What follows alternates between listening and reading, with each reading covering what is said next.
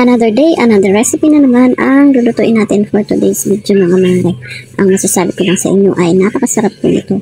Pwedeng pang merienda at pwede rin natin itong panghanda sa darating na mga espesyal na okasyon. Simple lang yung mga sangkap at hindi naman sobrang napakarami. Kaya napakadali at pwede natin gawin. Kaya umpisahan na natin at huwag na natin itong patagalin. To start po ay meron ako dito 5 pirasong saging na sama. Pero pwede po kayong gumamit ng ibang klaseng saging. Ito lang din kasi yung available sa bahay. Kaya itong naisipan ko kasi wala na rin akong naisip na gawin dito. Kaya sabi ko itatry ko naman mag-bake nga nito. So ang gagawin lang natin dito ay durugin natin ng maayos. Pwedeng gamamit ng tinidor. Ako po ay mayroon akong masher kaya yun po yung ginamit ko. Then iset aside muna natin ito at pwede na tayong pumunta sa ating next procedure. Bali dito ay pinagsama-sama ko lang muna yung mga dry ingredients. Ilalagay ko na lang po yung complete na sukat nito sa dulo po ng video o kaya sa comment section. So ayan, pag nalagay na yung mga dry ingredients, haluin ito ng mabuti para magsama na yung mga sangkap. Then pagkatapos ay nilagay na yung wet ingredients. Yan. Bali, dahan-dahan lang po dito sa paghalo para hindi ma-overmix yung ating mixture. Sa paglalagay naman po ng liquid ay pwedeng unti-unti. Kagaya sa akin, nung una 1 cup muna yung nilagay ko at nung medyo malapot pa yung ating mixture ay dinagdagan ko pa siya ng half cup ng evaporated milk. Pagdating naman po sa liquid, pwedeng water lang ang ilagay nyo at powdered milk naman ang gamitin nyo. Yung, pwede po yung gawin. So ayan na nga, pag ganito na yung consistency ay okay na po ito. Bali, ang gagawin natin ditong susunod ay ilalagay natin yung minasa natin ay yung dinurog pala natin na saging. So, ayan. Ito ay hindi na ako gumamit ng wire whisk. Bali, ito na lang po yung ginamit para hindi nga siya ma-overmix. Bawal kasi ma-overmix ito mga Mars kasi pangit po ang kalalabasan ng inyong lulutuin. At optional lang ang paglalagay ng chocolate chips. Meron kasi ako dito sa bahay kaya naglagay na rin ito at dagdag lasa rin po ito sa ating lulutuin for today's video. Pwede rin po kayong maglagay ng pasas. Bali, lulutuin ko lang ito sa ating air fryer. Pero bago yan, ang ating pan, ang ginamit ko ay 8x2. Nilagyan ko lang siya ng oil para po hindi dumikit yung ating butter mixture. Ayan. Sa paglulutuan naman natin ay nasa atin na kung ano yung gagamitin. Pwede tayong gumamit ng mga lianera. Basta ang gagamitin natin ay yung pwede siyang i-bake. At ito nga ang ginamit ko na 8x2 na pan. At nilagay ko na ito lahat at sakto lang din naman ito. Pero mga Mars, nung naluto po ito is masyado siyang umapak. Hindi naman totally umapak. Basta ano siya, sobra siya dito sa ating pinaglutuan. Kaya kapag gagawin nito ay medyo tansyahin nyo na lang din.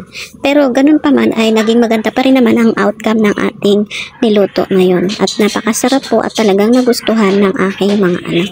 Ito na nga, bali ito ay pinaka-i-bake natin sa ating air fryer sa 160 pero naka 1 hour po ako sa pagbe-bake dito.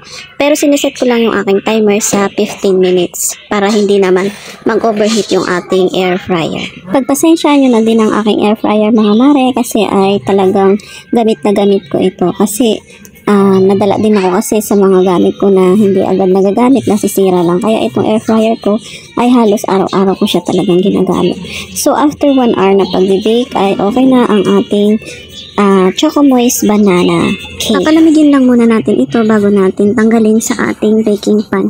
At pagkatapos na nga ng mga 30 minutes siguro at medyo malamig-lamig na siya, nilagay ko lang siya mga Mars sa isang plato. At ito na nga, kailangan na natin siyang husgahan.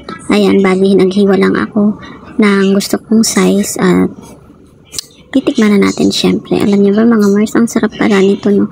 Bali, nag-combine talaga yung lasa ng ating saging at saka yung nilagay nating chocolate chips. Nakatulong din talaga yung nilagay nating chocolate. Ayan.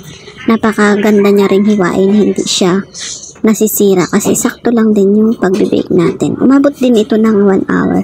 Sa pagbe-bake naman mga Mars, depende yan sa ginagamit nating oven o kaya ay lutuan. Pwede rin itong i-steam kung gusto nyo i-steam kasi meron na rin ako dating nagawang steam banana cake.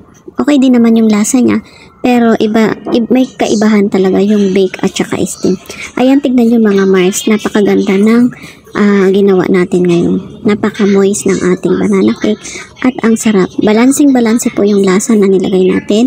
Yung asukal ay sakto lang talaga ang tamis.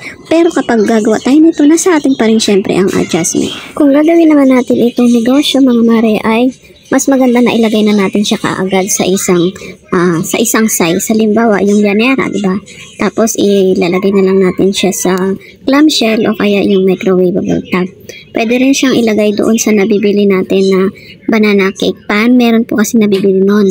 Pwedeng doon na direct na may takip din yun. Basta na sa atin na mga Mars ang diskarte kung gagawin natin itong negosyo. Pero mas maganda, magko-costing po tayo para alam natin kung paano natin pepresyohan ang isang produkto. So paano mga Mars, hanggang dito na lang muna ang ating for today's video.